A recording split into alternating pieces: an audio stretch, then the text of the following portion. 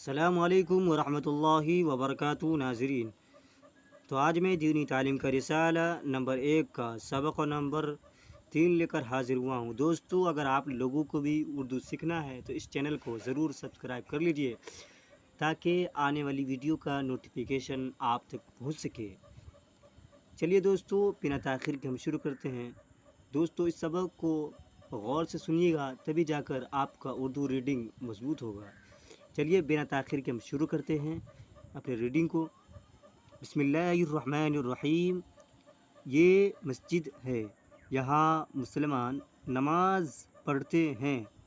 یہ مسجد ہے، یہاں مسلمان نماز پڑھتے ہیں، اللہ کو یاد کرتے ہیں، اللہ کو یاد کرتے ہیں، اس سے فریاد کرتے ہیں، اس سے فریاد کرتے ہیں۔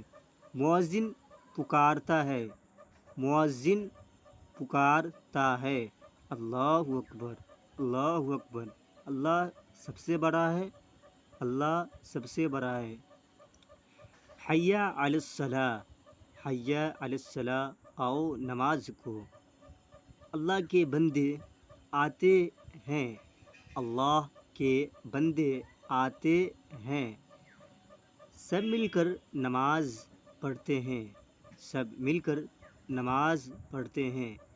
یہ مسجد ہے، یہ مسجد ہے، یہ پاک جگہ ہے، یہ پاک جگہ ہے۔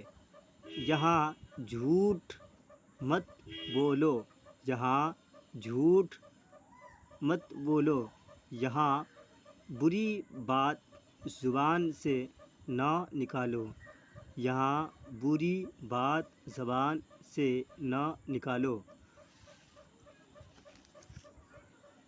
کسی کو ستانے کی بات مت سوچو، کسی کو ستانے کی بات مت سوچو۔ یہاں اللہ